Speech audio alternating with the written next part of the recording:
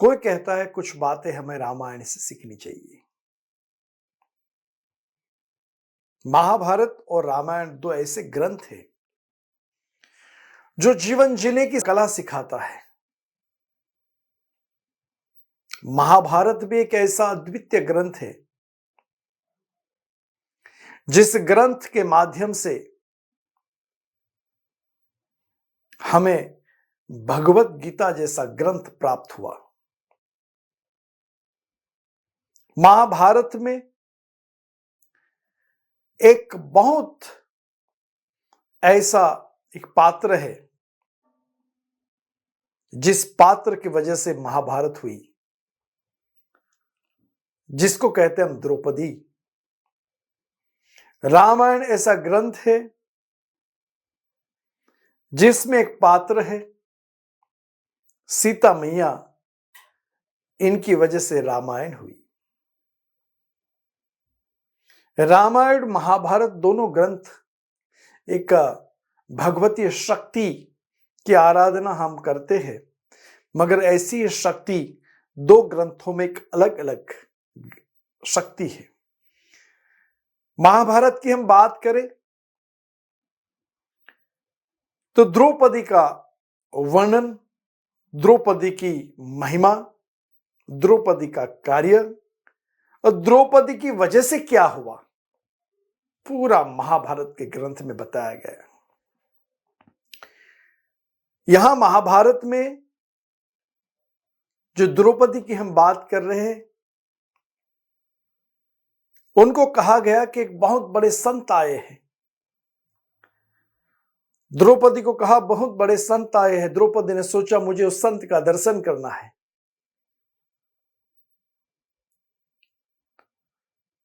तो द्रौपदी तैयार होकर के संत के दर्शन के लिए चली गई। संत कौन थे? वेद व्यास जी। वेद व्यास जी कुछ लिख रहे थे वहां। द्रौपदी ने प्रणाम किया, वंदन किया, कहा कि प्रभु जी मेरा भाग्य मुझे देखना है, आप बताइए मेरे भाग्य में क्या है। वेद व्यास जी ने कहा कि ठीक है बेटा, तू आई है तो बैठ। सम्मान के साथ वेद व्यास जी ने बिठाया और वेद व्यास जी ने कहा द्रौपदी तेरा भाग्य एक ऐसा भाग्य है कि तेरी वजह से महाभारत का युद्ध होगा, हजारों लोगों की जान जाएगी, खून से नदियां बहेगी और कई लोग अपमानित होंगे। द्रौपदी ने सुनते ही कहा कि नहीं गुरुजी, मेरे भाग्य में यह है, मगर मैं नहीं चाहती हूं कि ऐसा हो। मैं नहीं चाहती हूं मेरे जीवन में मेरी वजह से कई लोगों के खून हो जाए, मेरी वजह से कई लोगों के खून की नदियां बहे। मैं बिल्कुल नहीं चाहती हूं। वेद व्यास जी ने कहा बेटा मगर तेरे भाग्य में लिखा है ये होगा। नहीं नहीं गुरुजी, मुझे एक काम करो, मेरे भाग्य में लिखा है ठीक है, मगर मुझे उपाय बताओ कि ये जो आपने बताया उससे मैं कैसे रोक सकूं, कैसे मेरे भाग्य को बदल सकूं। वेद व्यास जी ने बहुत गहरा श्वास लिया,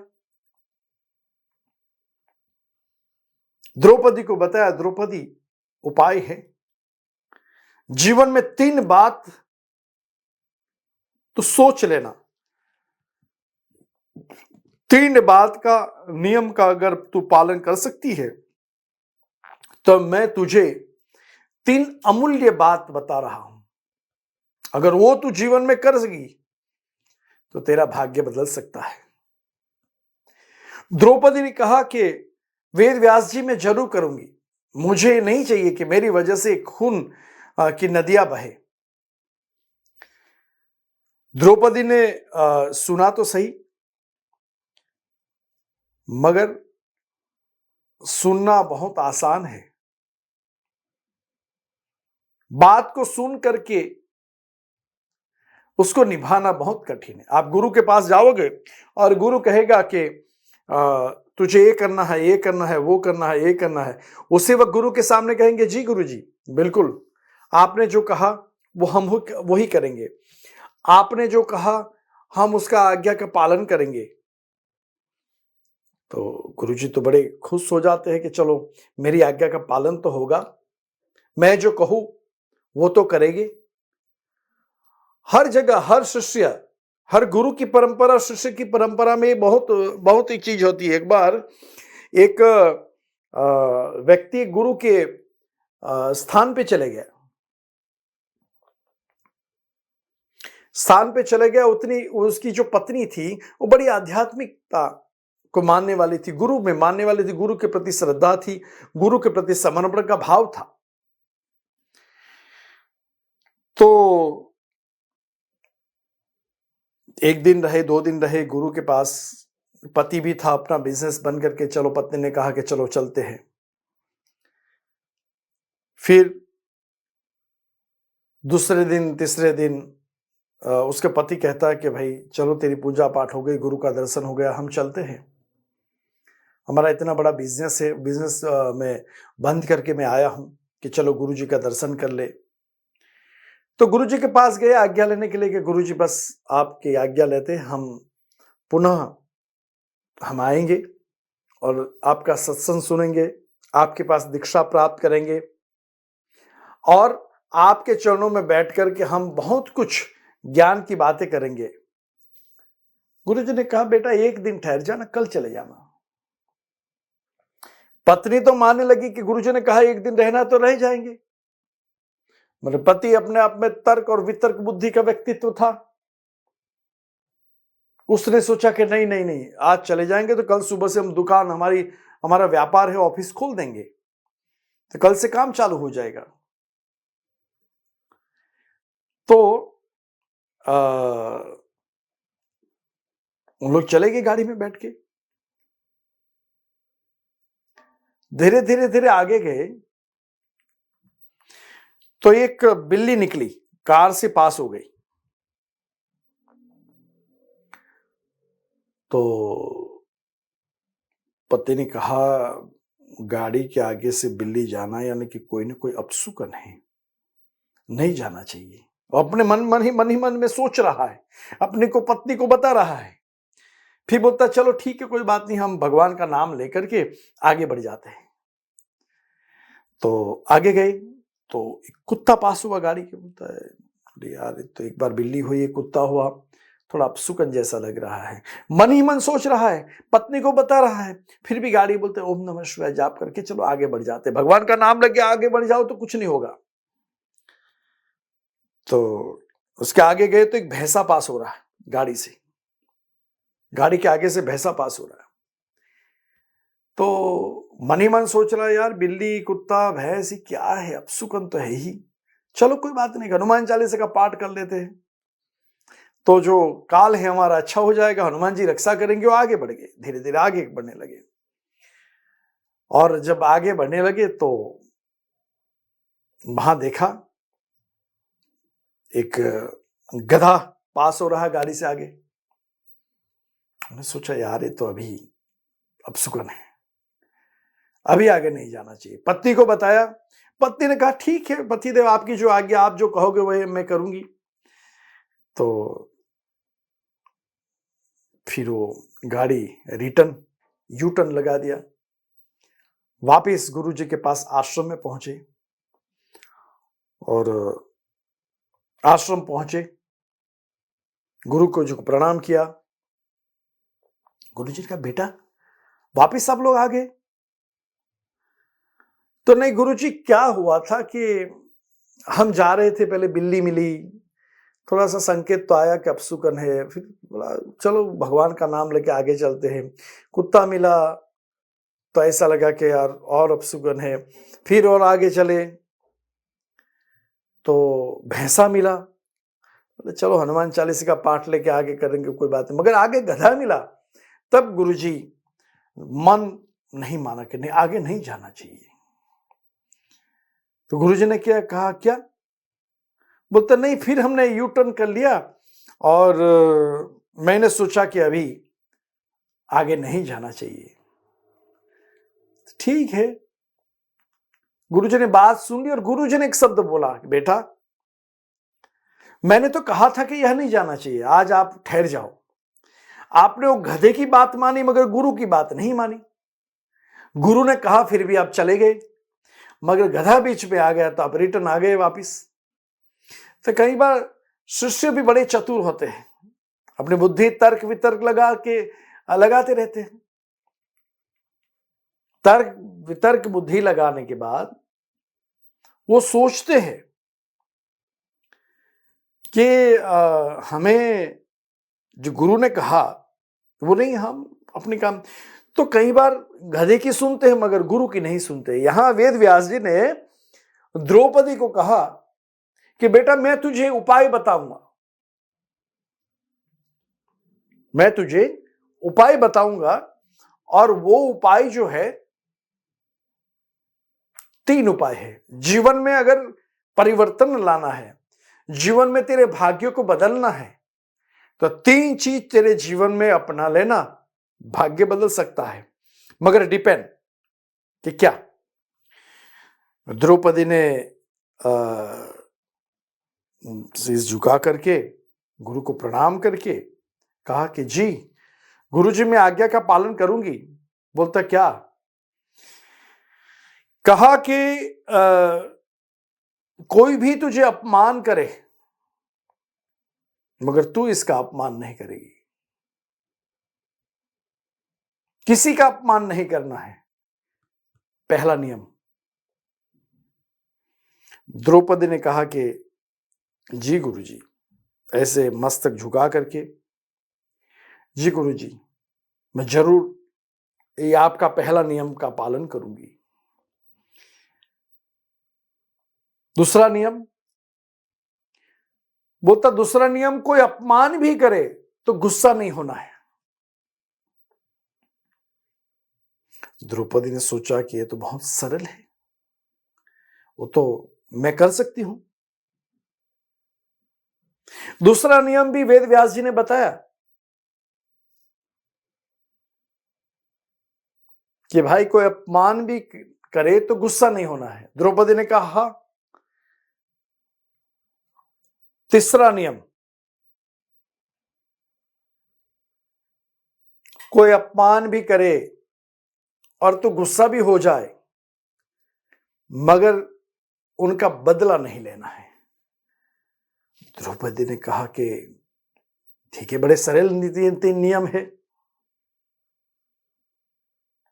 वेद व्यास जी ने कहा कि बेटा 3 जीवन के अंदर 3 नियम को अपना लेगी तो तेरा भाग्य बदल सकता है। यानी कि तेरे नाम से खूनखार नहीं होगा, तेरे नाम से खून की नदियां नहीं बहेगी, मगर 3 चीज जीवन में अपना लेना। जो वेद व्यास जी ने कहा द्रौपदी ने सुना, मगर आप और मैं साक्षी हूं।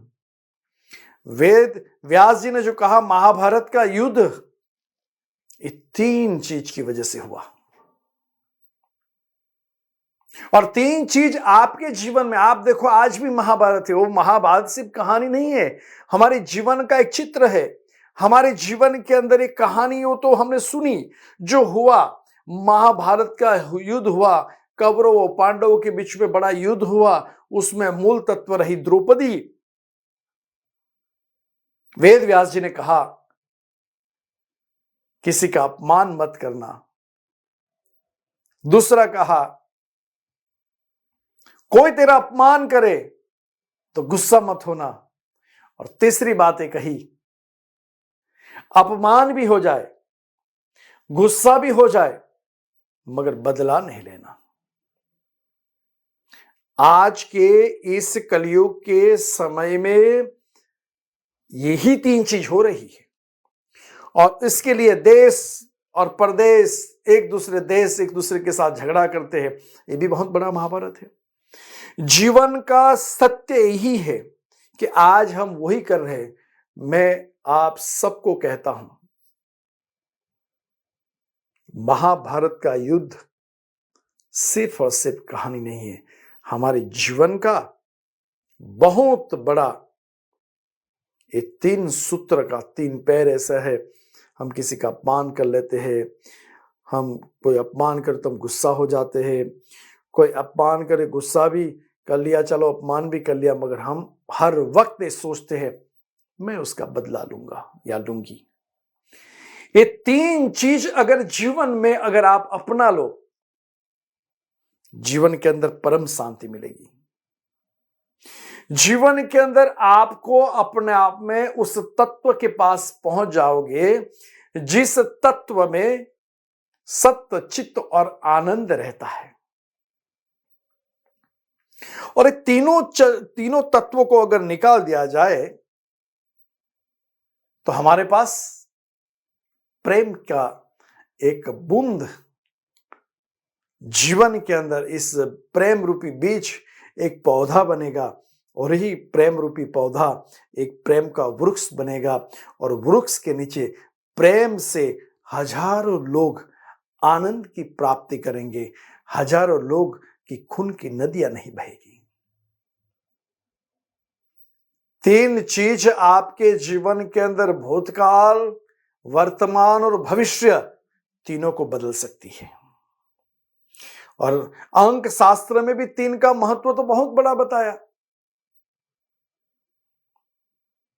3 बृहस्पति गुरु, ये गुरु का ही ज्ञान है, ये वेद व्यास जी का ही ज्ञान है। वेद व्यास जी ने उस 3 नंबर बृहस्पति, उस गुरु ने द्रौपदी को सिखाया 3 चीज बेटा मत करना, मगर द्रौपदी ने वही किया, हो गई महाभारत। यानी कि भाग्य में जो लिखा है, गुरु के पास जाने के बाद, भाग्य के बाद गुरु अगर कुछ सिखाता है, अगर आप नहीं अपनाओगे तो भाग्य में जो होने वाला होता ही रहेगा। मगर गुरु की बात सुनोगे, गुरु का ज्ञान सुनोगे तो भाग्य को भी बदल सकते हो। शास्त्र से सुनने के लिए नहीं है। हम हजारों कथा सुनते हैं, हजारों बार सुनते हैं, हजारों बार भागवत सुन लिया, हजारों बार रामायण सुन ली, हजारों बार रामायण सुन लिया, भागवत सब कुछ सुन लिया, अपनाया कितना? हम कथा में बैठते, कथा हमारे अंदर कितनी बैठती है? यही बात वेद व्यास जी ने जो कही थी, वो 3 सूत्र आप भी आपके जीवन में अगर अपना लोगे तो प्रेम रूपी बीज आपके जीवन में, आपके घर में, आपके परिवार में वो बीजारोपण होगा, प्रेम का पौधा बनेगा, प्रेम का वृक्ष बनेगा। उस वृक्ष के नीचे पूरा परिवार आनंदमय होगा। मगर ये 3 चीज बहुत छोटी लग रही है। 3 चीज कभी मीठी बात करके हम खुश तो रहते हैं किसी को, मगर अंदर से तो हम सोचते हैं कि इसका बदला तो मैं लूंगी। कोई गाड़ी अच्छी लाता है तो हम सोचते हैं हम उसको लेकर के बताएंगे क्या है। अच्छे कपड़े पहनते तो ये बताते हैं। अरे कोई व्यक्ति का अच्छा नाम भी हो जाता है तो भी हमारे अंदर एक घृणा रहती है, एक बदलाव की भावना रहती है। मैं आज का ये एपिसोड में आज की बात यही कहूंगा कि जीवन में 3 का बहुत बड़ा महत्व है। वेद व्यास जी ने जो 3 चीज बताई, वो अगर आपके जीवन में अपना लीजिए तो आपका जीवन आनंदमय होगा। ओम शांति शांति शांति हो।